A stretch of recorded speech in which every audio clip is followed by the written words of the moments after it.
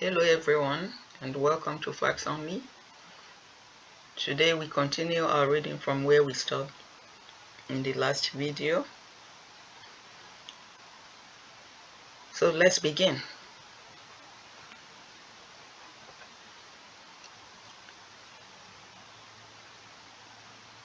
Let's begin with the conference report, chapter 1, sub-team 2. We actually stopped at self-government in 1957, but I'll just read that paragraph again. Strengthened with this new spirit of unity and common purpose, the leaders of the Nigerian delegation to the Constitutional Conference presented a joint memorandum requesting the British government to grant the country independence in 1959. But the colonial secretary, Mr. Lennox Boyd, did not favor the request. That notwithstanding, the Nigerian delegates still pressed further their demand for self-government, not later than April 2nd, 1960. I think I made a mistake in that in the previous video, just a correction of that. At the conference, the western and eastern regions were granted full internal self-government in 1957. The Nigerian Constitutional Conference resumed in London from September 29 to October 27, 1958. The outcome was internal self-government in 1959, the Independence Constitution of 1960, and the granting of independence on October 1, 1960. The period 1950 to 1959 represented a 10-year period of negotiations between the major stakeholders in the Nigerian nation-state project and what they finally arrived at in the form of 1960 Constitution was, subject to minor, non-structural modifications, the only legitimate basis of association of all different nationalities in Nigeria.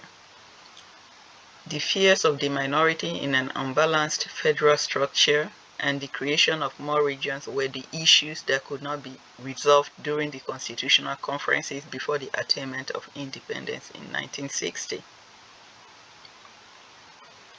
Minority fears of domination by the three powerful regions were expressed at the 1953 Constitutional Conference. It was at the 1957 Constitutional Conference that the British Colonial Secretary appointed a commission headed by Henry Willings to ascertain the facts of the fears of minorities in Nigeria and proposing means to allay those fears, to advise what safeguards should be included for this purpose in the Constitution, and as a last resort to the agitation, make a case for the creation of states. The report submitted is known as the 1958 Willings Commission Report. The Willings Report was not given consideration during the Constitutional Conference of 1960, which also worked out the final arrangement for the independence of Nigeria, and the ratification of the resolution of the House of Assembly of Southern Cameroons to cease to be part of Nigeria from October 1st, 1960, after a plebiscite in which the Northern Cameroons opted to stay in Nigeria, while the Southern Cameroon opted to be part of the Republic of Cameroon. This paragraph is actually interesting.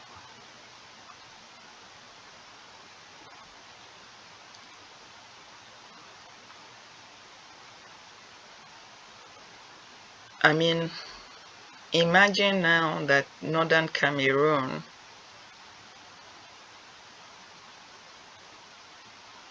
being part of Nigeria.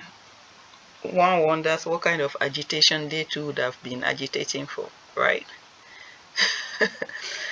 Kind of interesting. Subteam 3. Continued agitations in the early years of independence. In the early years of independence, minorities in the country continued their agitation for the creation of their states. In the 1960 and 1963 constitutions, A federal system made up of strong regions and a center with limited powers was instituted. Both the 1960 Independence Constitution and the 1963 Republican Constitution was basically the same. The only differences were the provisions for ceremonial president in 1963 in place of the Queen of England 1960 and the judicial appeals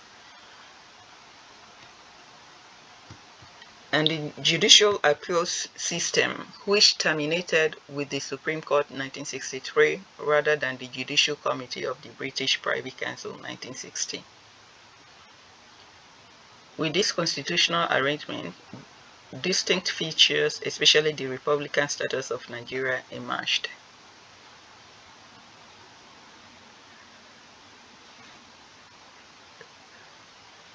At least we are not reporting to the Queen of England or the King of England, whichever case it might be, but who knows what is behind the scene if the country is indirectly reporting to them, because otherwise there are so many things that we need to start thinking about. Do we really have independence or not? And if we do, what were the terms and conditions of our independence? Why hasn't anyone seen the conditions for granting us independence? I want to see it. I want to see all the things that were written before the British granted us the so-called independence. I want to see what were in them and what the conditions were. Because today, if we want to have a presidential debate, they are going to Chatham House for it. We don't have Nigerians living in the UK. Why would they have to take our debates to Chatham House, everything to Chatham House? We have Nigeria. Why don't we have our own Nigerian house for our presidential candidates, for our politicians to hold debates? Because they are accountable to the Nigerian people, right? Not only to a few people in the UK or a few Nigerians in the UK. So why is it always necessary to go to the Chatham House? These are the questions that the younger generations need to start asking and questioning. So let's move on. Other important features of the 1960/63 Constitution included allowing for separate constitution for each region in addition to the federal government constitution. Second, each region had its own separate coat of arms and motto in addition to that of the nation. Third, each region established its own separate semi-independent mission in the UK, headed by an agent general. Fourth, the regional governments had residual power, that is, where any matter was not allocated to the regions or the federal government, it automatically became a matter for regional jurisdiction. One important feature of the 1960 Constitution is the extensive powers granted the regions, making them effectively autonomous entities, and the revenue arrangements which ensured that the regions had the resources to carry out the immense responsibilities. Yeah, exactly.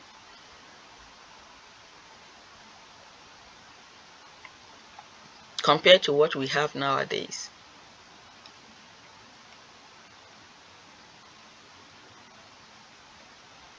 While Nigeria moved from one crisis to another within months after the attainment of independence, the minorities continued their agitation for more states. The first manifestation of the crisis was the declaration of an emergency in the region by the federal government and the consequent takeover of the government of the region by the federal government.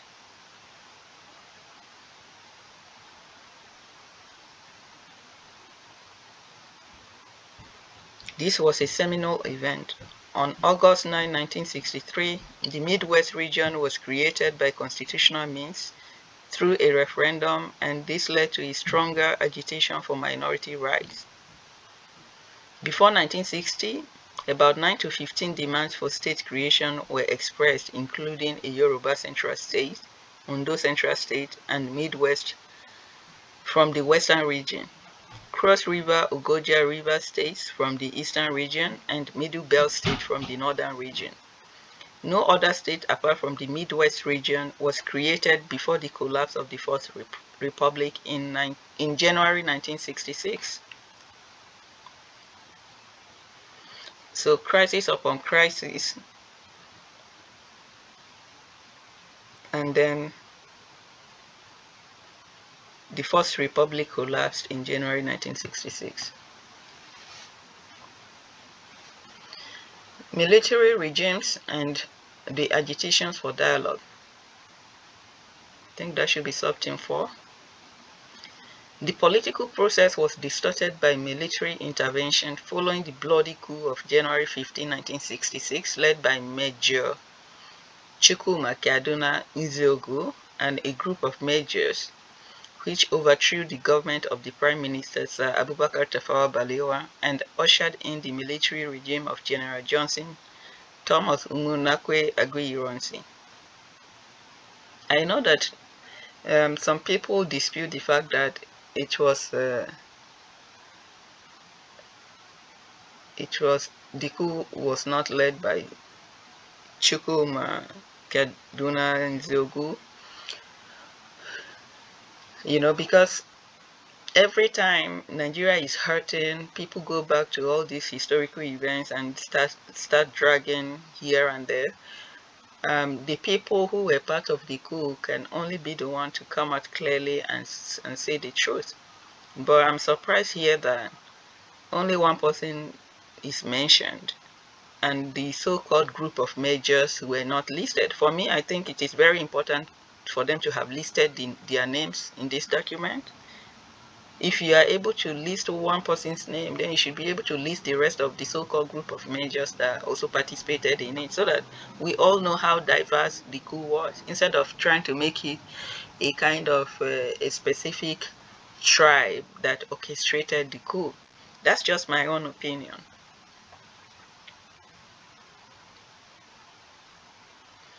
So let's move on.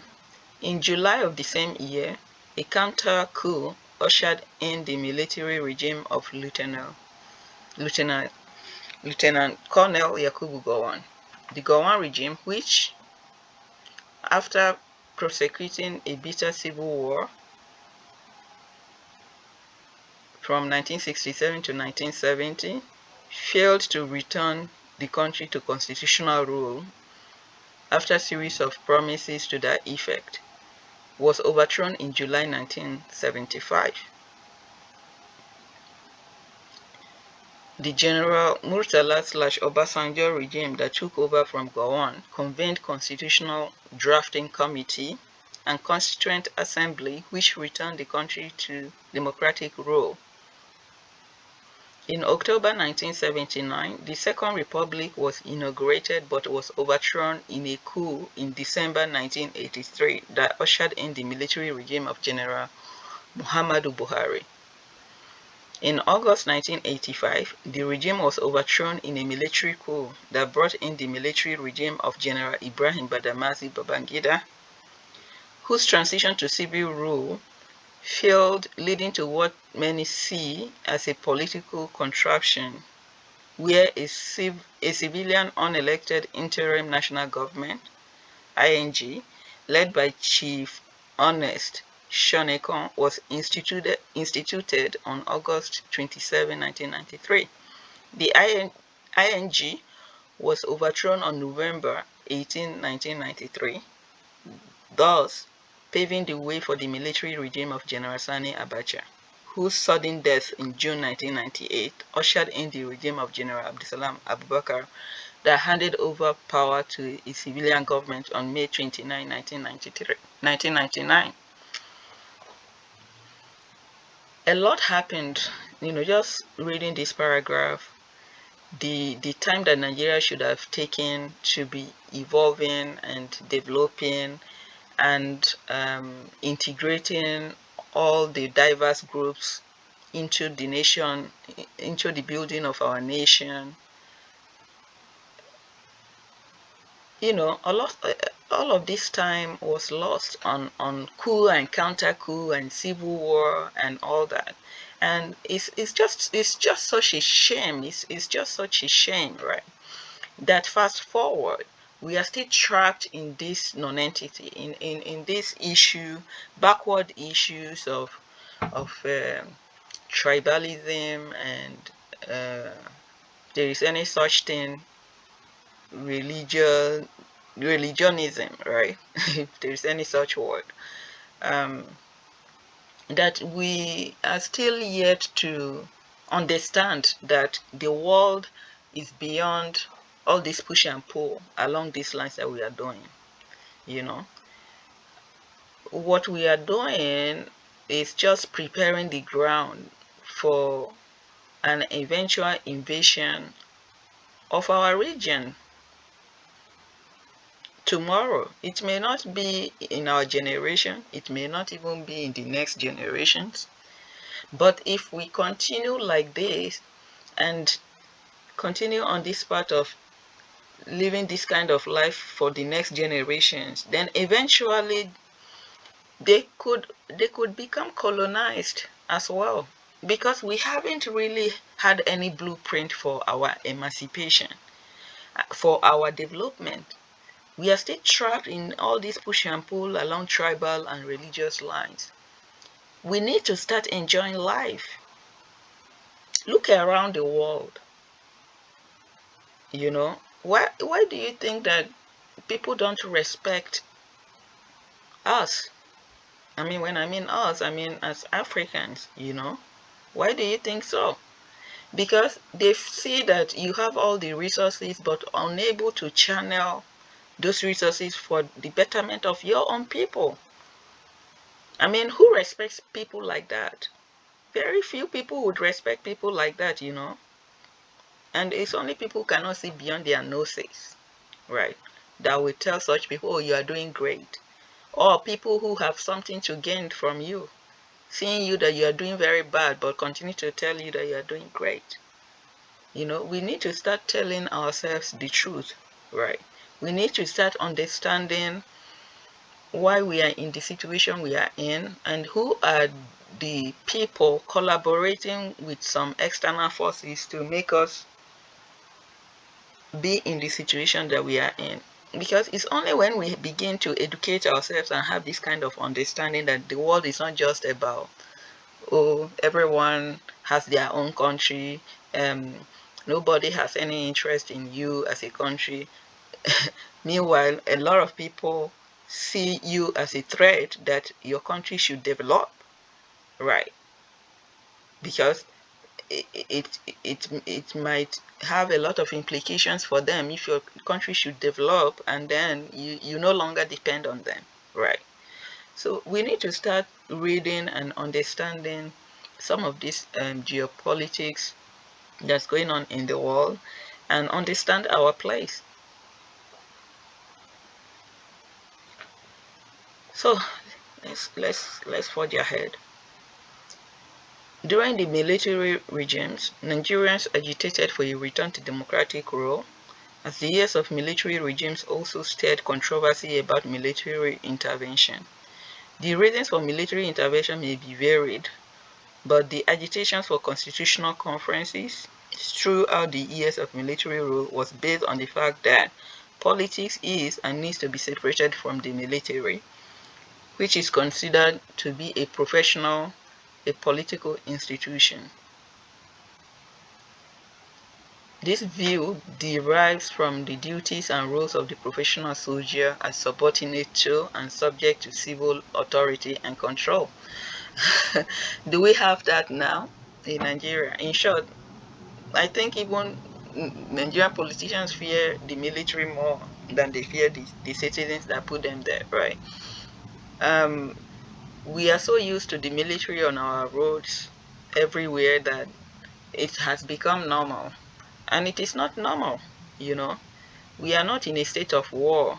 So why should military be everywhere? What are the responsibilities of the so-called um, mobile policemen, the Nigerian police force, and many other peace corps that we have out there? Are they just collecting salaries? Where is the system that harmonizes all of these parastatals so that their responsibilities can be well defined?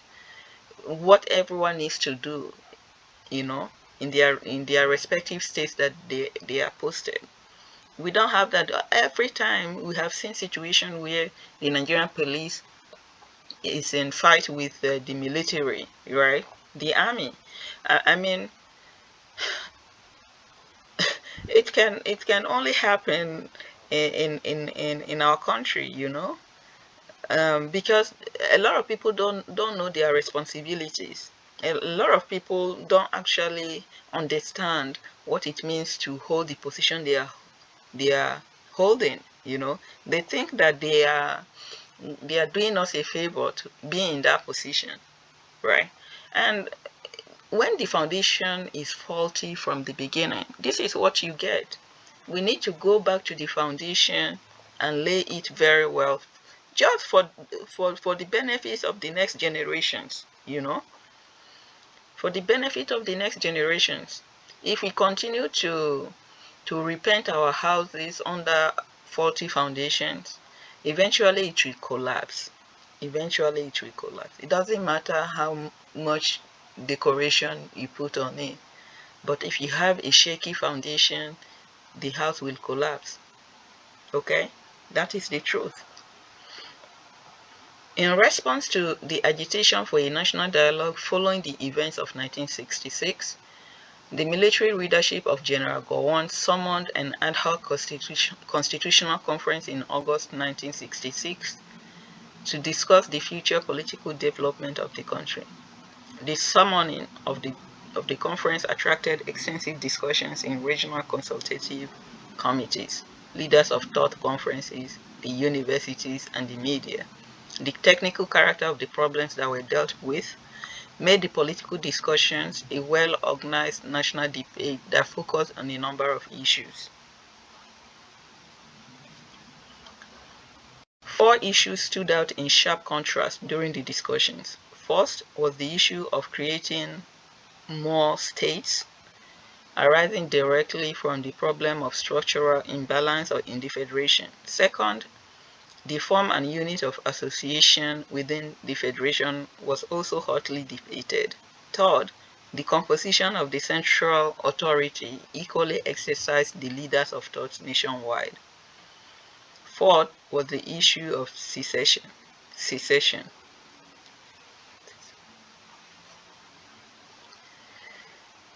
The other issues of resource control and equitable formula for revenue allocation, defense and foreign affairs, financing of the center, judiciary, armed forces and police, and other functions of the central authority were matters of both political and constitutional interest in the drafting of a new constitution for the future political development of the nation.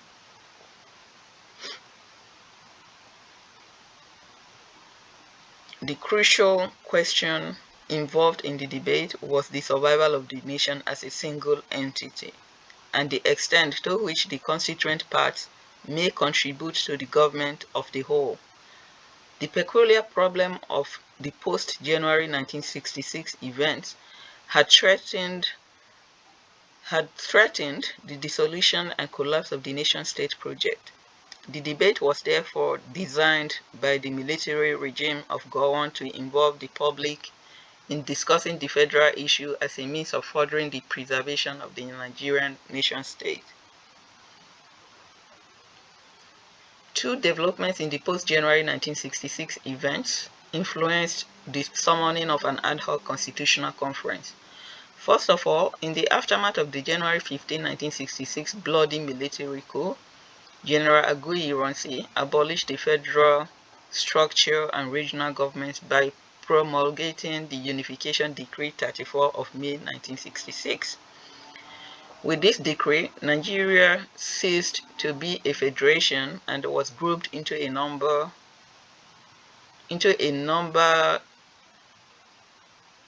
territorial areas called provinces.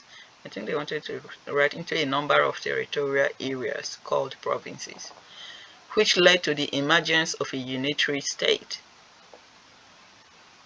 Second, after the coup of July 1966, Gowon reverted immediately to the federal system of government by repealing Decree 34 and restoring regional governments. The events after July 1966 opened a national debate on the future of the federal state. The need to find a formula for the continued association of the constituent units led to the proposal for a constitutional conference. The inauguration of a constitutional conference was a fundamental advance in dealing with the complex national question. On September 12, 1966, the ad hoc constitutional conference opened in Lagos. By the end of the month, a preliminary report was submitted to the Supreme Military Council. It had the potential to go down as the most important of its kind in Nigerian history. This is because the proposals presented by the regional delegation showed the extent to which the country had drifted apart and was on the brink of disintegration. The conference failed because the protracted deliberations on an acceptable formula for maintaining the federation were prematurely ended with the news of renewed killings in the north and of retaliatory actions in the south. Though the killings were tragic events that sought to undermine the nation-state project, the Gowon administration ruled out a complete breakup of the country and suggested three possible constitutional arrangements that would enable Nigeria to remain as one nation: a federation with a strong central government, a federation with a weak central government, or a confederation with no central government.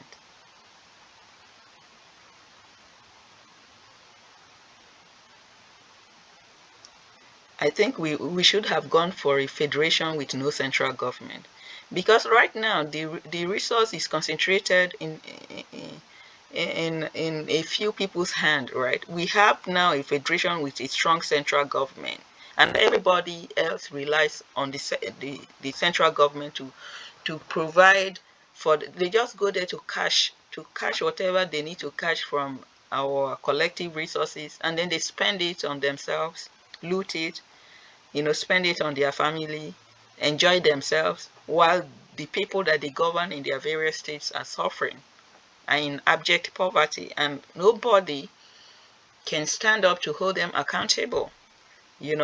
For me, I think, while I'm still going to be reading through this conference report to ultimately know what they propose as a form of restructuring for Nigeria, I also have an idea that I want to contribute to what I think the system of Nigeria should look like. But first, we need to complete this conference report, and from there we can begin to dissect what we think is the best way forward for Nigeria.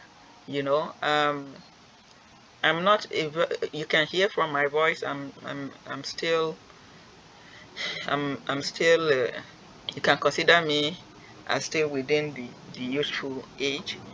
um we need to start talking. We need to start taking up responsibility. We need to start understanding how the system works. We do not have education for no reason. The only way that you can understand things is when you read. When you read what people have written, people who have done the research and counter research, and then try to gather all this information and understand, from all those sources of information, understand where the truth lies. Okay? Because even people write books to cover the truth, while others would write to uncover the truth. So that is why you cannot just depend on one sources of books, right? I'm talking about books here. I'm not talking about social media posts, because all those social media posts, those who are posting are just telling you what they have read, right? You need to go and read by yourself so that you can know where the truth lies and not being misled. And this is an awakening that the Nigerian youth need to start having. We need to start reading to understand where we are coming from and where we are heading or should be heading. Let's move on. So I think I made a lot of commentary today. So during the course of reading this conference report, for each reading, I don't want to exceed a lot more than 30 minutes. So I'm really taking note of my time. Next video, we start again from where we stop. We are on page 15. We are still making progress. So we continue our reading from there in our next video. Thank you very much for following me on this journey and reading along with me, or just listening to me and enjoying whatever you are doing. I want to thank you very much for listening, and please like, share, and subscribe to this channel. And see you again in our next reading video, and stay blessed.